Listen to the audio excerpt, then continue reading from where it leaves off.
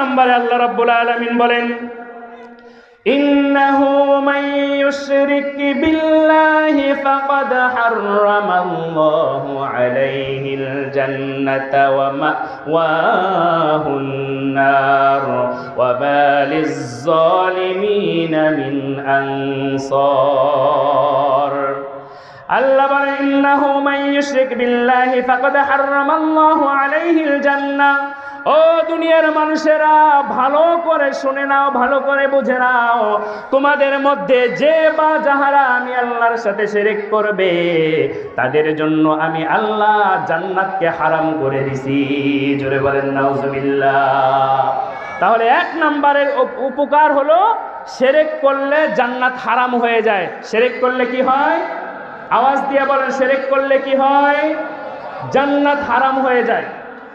দুই নম্বরে আল্লাহ রাব্বুল আলামিন বলেন, ওয়ালাকাদ উহিয়া ইলাইকা ওয়া ইলাল্লাযীনা মিন ক্বাবলিকা লাইন আশরাকতা লায়াহবাতান্না আমালুক ওয়া লাতাকুনান্না মিনাল খাসিরিন।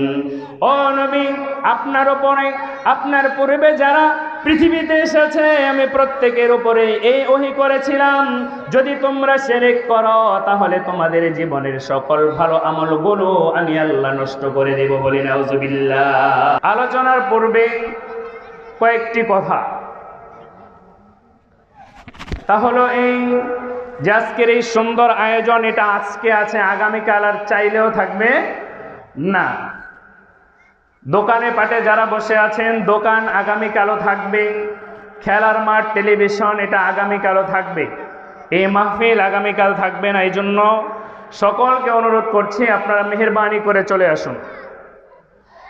আল্লাহ সুবহানাহু ওয়া তাআলা আমাদেরকে জানান যে মানুষদেরকে, জাহান্নামীদেরকে যখন হাত পা বেঁধে জাহান্নামে নিয়ে যাওয়া হবে, জাহান্নামের যখন একেবারে কাছাকাছি চলে যাবে, জাহান্নামীরা জাহান্নামে পড়ার আগে জাহান্নামের তর্জন গর্জন এটা শুনতে পাবে।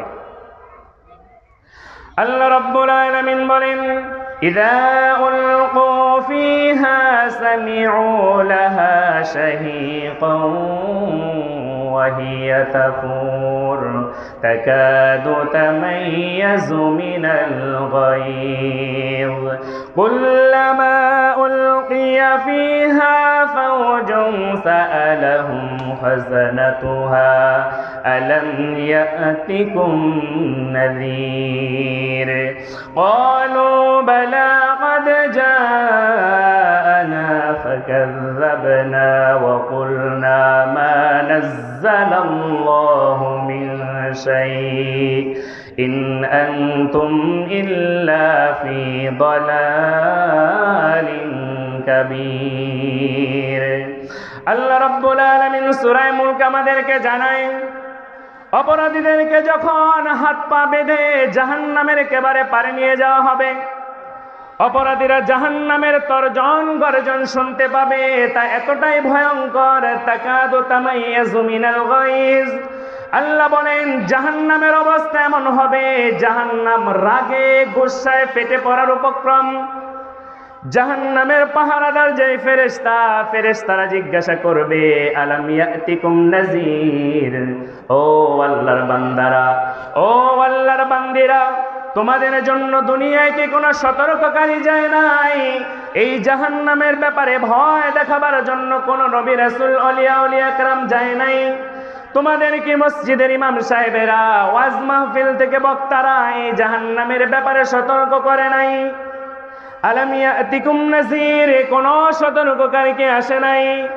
অপরাধীরা তখন স্বীকার করবে, ক্বালু বালা ক্বাদ জাআনা নাযীর, যে আমাদের কাছে সতর্ককারী এসেছিল, সতর্ককারীরা আমাদেরকে সতর্ক করেছিল।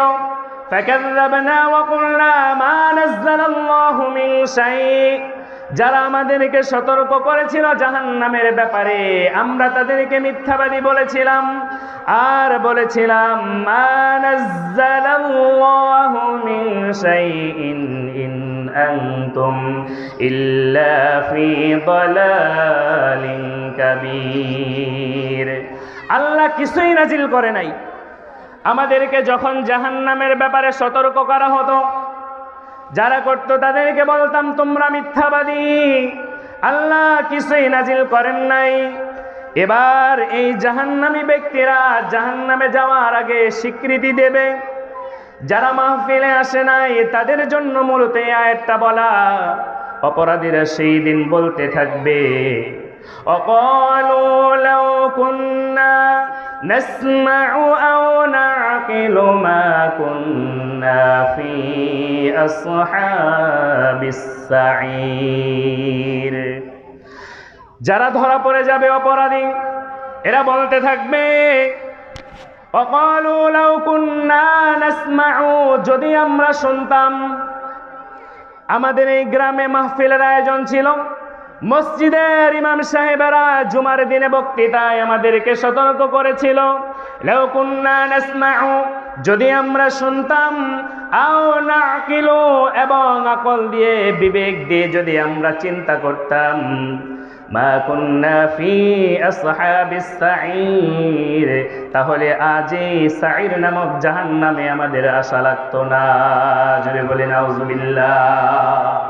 তাহলে অপরাধীরা যে জাহান্নামে যাবে, যাওয়ার আগে তাদেরকে স্মরণ করায় দেওয়া হবে তোমাদেরকে কি সতর্ক করা হয়েছিল কিনা, এবং তারাও এটাকে অকপটে স্বীকার করবে আমাদেরকে সতর্ক করা হয়েছিল। আমরা তাদেরকে যখন আমাদেরকে হেদায়েতের পথে ডেকেছিল, আমরা বলেছিলাম তোমরাই আছো পথভ্রষ্টতার মধ্যে। এবার তারা স্বীকৃতি দেওয়ার পরেও বাঁচার কোনো পথ থাকবে না। প্রিয় ভাইরা, যেই কথাটা অপরাধীরা বলবে যে আমরা যদি শুনতাম আর যদি আমাদের আকল দিয়ে আমরা চিন্তা করতাম, এই দুইটা কথা বলবে।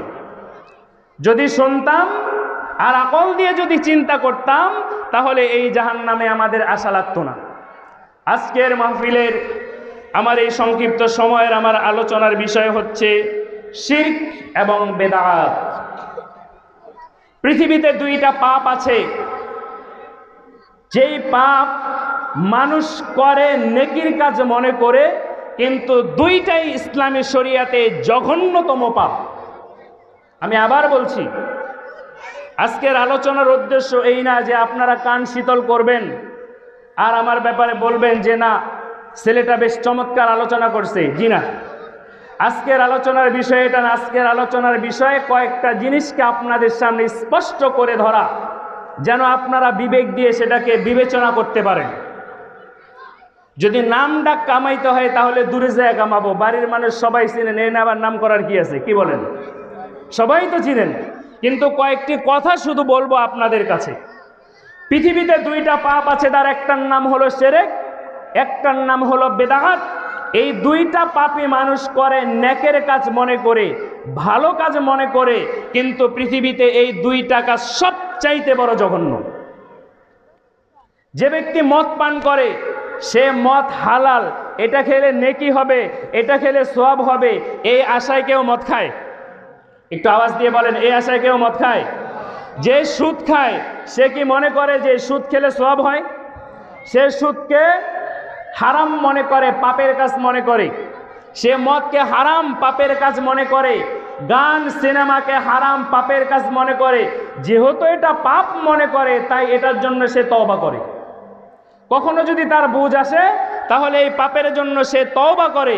কিন্তু যে ব্যক্তি শিরক করে এবং বেদাত করে, এই ব্যক্তি কোনোদিন তওবা করতে পারে না, কেননা তার দৃষ্টিতে আছে এটা নেকের কাজ। আমি কি আপনাদেরকে এই কথাটা বোঝাতে পেরেছি? এই অপরাধটা করেই মানুষ নেকের কাজ মনে করে, যার জন্য সে কোনোদিন তওবা করে না।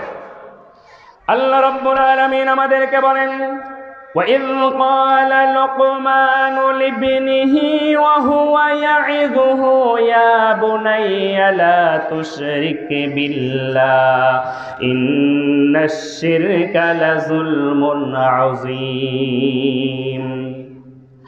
হাজার হাজার বছর আগে এসেছিলেন লোকমান আলাইহিস সালাতু ওয়াস সালাম।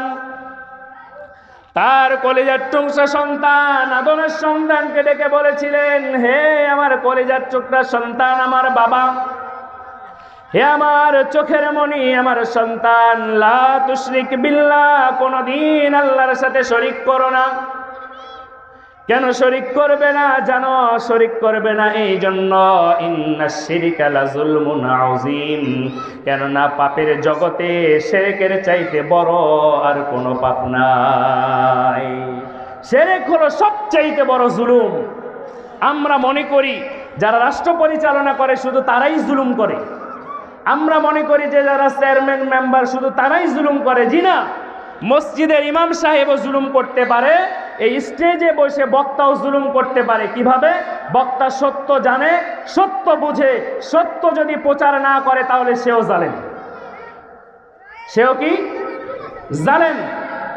আর আল্লাহ তাআলা বলেন, ইন্নাশ শিরকা লাযুলমুন আযীম, শিরক হচ্ছে সবচাইতে বড় জুলুম। শিরক করার ভিতরে 3টা লাভ আছে। কয়টা লাভ? শিরক হলো সবচেয়ে বড় পাপ, এটার ভিতরে আবার লাভ আসে কোথা থেকে? আল্লাহ তাআলা কোরআনে বলেন, ফাবাশশিরহুম বিআযাবিন আলীম, আমার এই বান্দাদেরকে যন্ত্রণাদায়ক আযাবের সুসংবাদ দাও। আযাবের কি সুসংবাদ হয় না দুঃসংবাদ হয়? আপনারা কথা বুঝতেছেন না? জমে গেছেন? এখন তো সন্ধ্যা, এক তাড়াতাড়ি জমে গেলে হবে? একটু আওয়াজ দিয়ে বলেন তো, আযাবের সুসংবাদ হয় না দুঃসংবাদ হয়? তো আল্লাহ বলেন, ফাবাশশিরহুম বিআযাবিন আলীম, তাদেরকে আযাবের সুসংবাদ দাও। এটা আল্লাহ একটু মজাক করে বলেছে, আল্লাহ একটু ঠাট্টা করে বলেছে, আল্লাহ একটু বান্দাদের সাথে তামাশা করে বলেছে। বান্দারা যদি নাফরমানি করে আসো তাহলে বুঝবা মজা কি। ছেলে পাঠাইছে স্কুলে, যদি স্কুলে না যায়, মাদ্রাসায় যদি না যায়, প্রাইভেটে যদি না যায়, তাহলে ছোট ভাই বলে আজকে স্কুলে যাও নাই, বাড়িতে যাও, মায় মজা দিব না, বলে না? এই মজা মানে কি? এই মজা মানে হলো পানিশমেন্ট, এই মজা মানে হলো শাস্তি।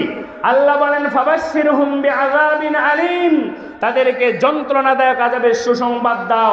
মানে তাদেরকে আল্লাহ একটা ঠাট্টা করলেন যে আযাবের সুসংবাদ হয় না, আযাবের হয় দুঃসংবাদ। আমি ঠিক সেইভাবে একইভাবে মজা করে বললাম যে শিরকের মধ্যে 3টা লাভ আছে, আসলে 3টা লস। 3টা কি? লস। 1 নম্বরে আল্লাহ রাব্বুল আলামিন বলেন, ইন্নাহু মান ইউশরিক বিল্লাহি ফাকাদ হাররামাল্লাহু আলাইহিল জান্নাতা ওয়া মাওয়াহুন নার ওয়া মা লিয-যালিমিনা মিন আনসার। আল্লাহ বলেন, ইন্নাহু মান ইউশরিক বিল্লাহি ফাকাদ হাররামাল্লাহু আলাইহিল জান্নাহ।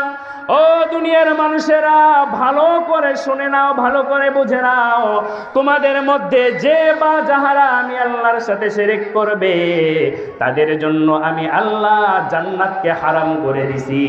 জোরে বলেন নাউজুবিল্লাহ।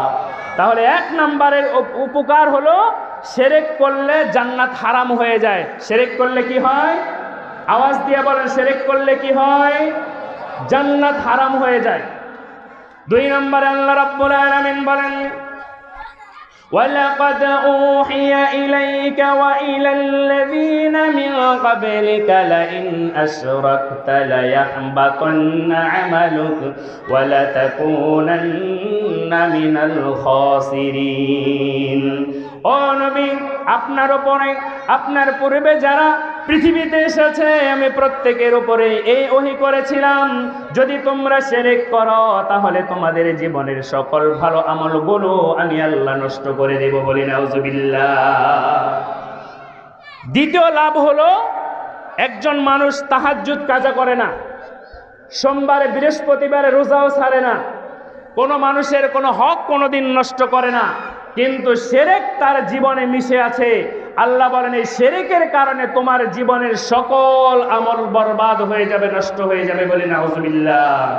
তাহলে শিরকের 2 নাম্বার লাভ হলো, শিরক করলে আমল থাকে। 1 নাম্বার, শিরক করলে জান্নাত হারাম। 2 নম্বরে, শিরক করলে কোনো আমল নামায় টিকে থাকবে। 3 নম্বরে আল্লাহ রাব্বুল আলামিন বলেন,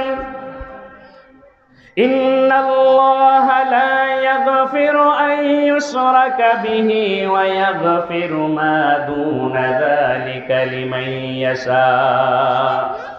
আল্লাহ রাব্বুল আলামিন বান্দার জীবনের যত পাপ আছে সব পাপ ক্ষমা করে দিবেন, কিন্তু কোনোদিন শিরকের গুনাহ মাফ করবেন না।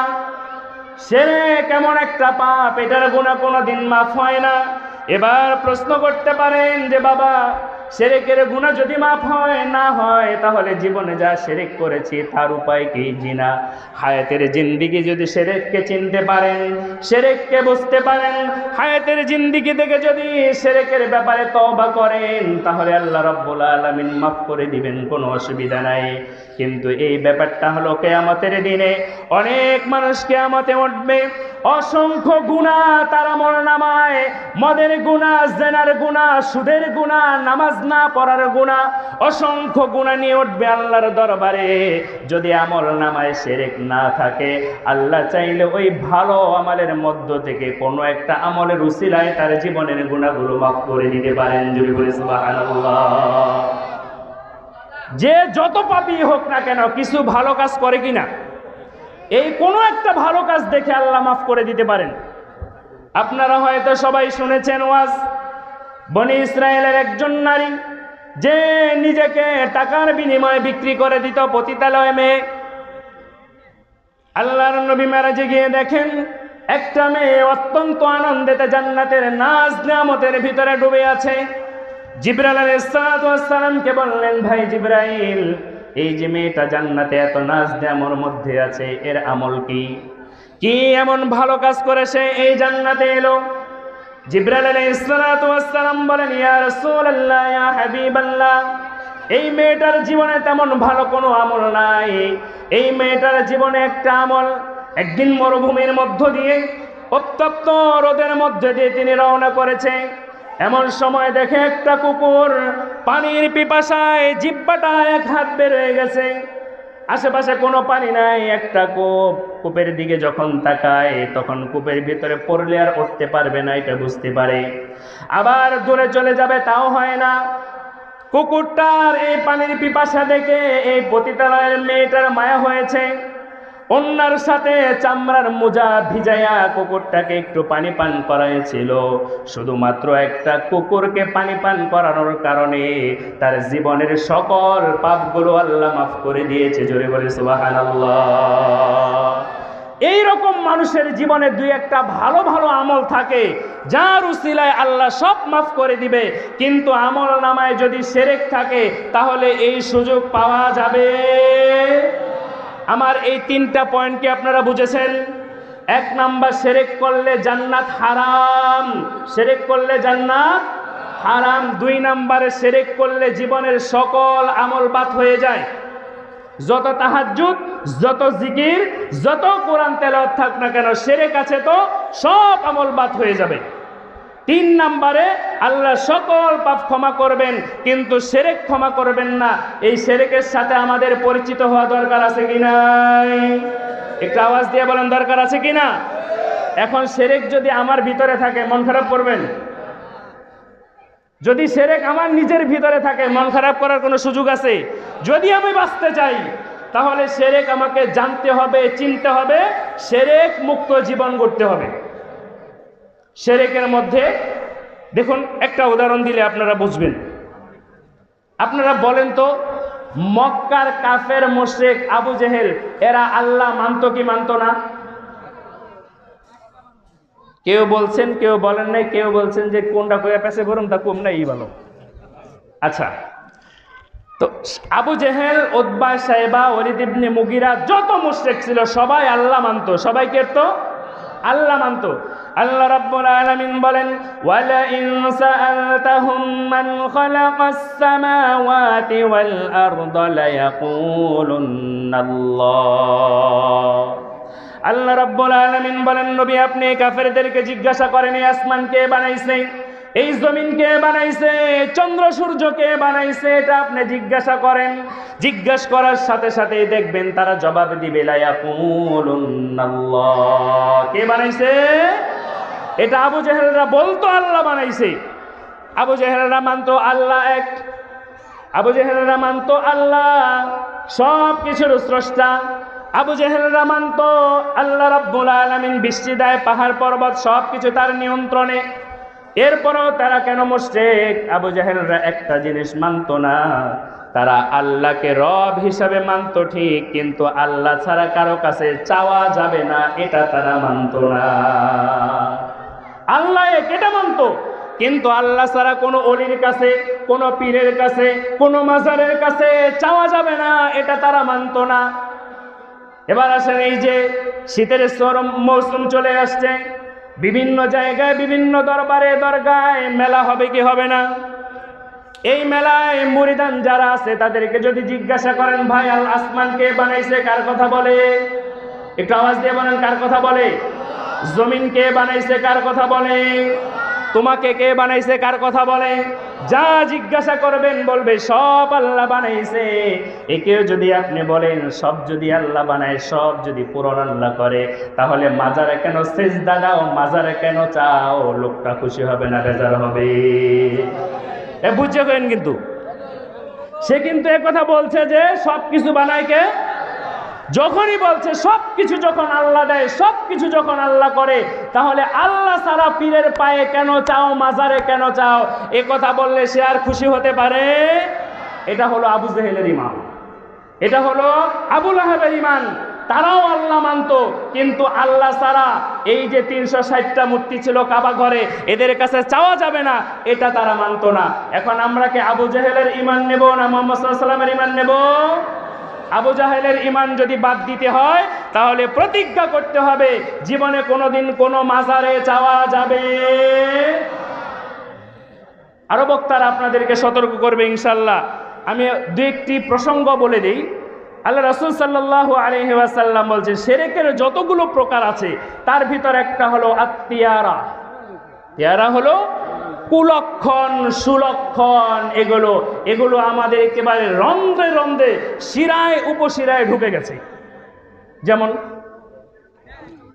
রবিবার বাস কাটা যাবে না, আসেনি? এরা করেন, আসেনি? রবিবার যদি মানুষ মরে তাহলে কি করবেন? যদি আপনি মনে করেন রবিবার বাস কাটলে আমার বাসের জারে অকল্যাণ হবে, আপনি মুশরিক। এই কোনো সুযোগ নাই, এর কোনো সুযোগ নাই। রবিবারও যার, শনিবারও তার, সোমবারও তার, শুক্রবারও তার, কথা ঠিক কিনা? প্রত্যেক দিনে প্রয়োজনে বাস কাটা যাবে, এই আকীদা ভিতরে লালন করা যাবে না। যদি আমি মনে করি রবিবার বাস কাটলে আমার জারটা নষ্ট হয়ে যাবে, তাহলে আমি এই কুলক্ষণ সুলক্ষণকে অন্তরে জায়গা দিলাম। বাড়ি থেকে বের হইছেন, এরপরে একটা ইটের সাথে উষ্টা খাইছেন, উষ্টা খাওয়ার পরে এখন বলতেছেন যে না, সামনে যাওয়া যাবে না। এরকম হয় না যে বাধা খেয়ে গেছি আর যাওয়া যাবে না? তো মজার ছলে বলি যে এক ছেলের জোরে ধরছে বাথরুম, এই জোরে বাথরুম ধরছে, বাথরুমে যখন রওনা করছে খুব স্পিডে, একেবারে বাথরুমে ঢুকবে তার আগে ইটের সাথে একটা উষ্টা দিয়েছে। আর মার কাছে ওয়াজ শুনছে যে কোথাও গেলে বাধা খাইলে আর সামনে যাইতে হয় না। এখন বাথরুমে তো যাওয়া যাবে না, কি দেখেছে বাথরুমে তো যাওয়া যাবে না, সে উঠানে বাড়িতে এসে মেরে দিছে। এখন বলতেছে এই কি করছোস কি?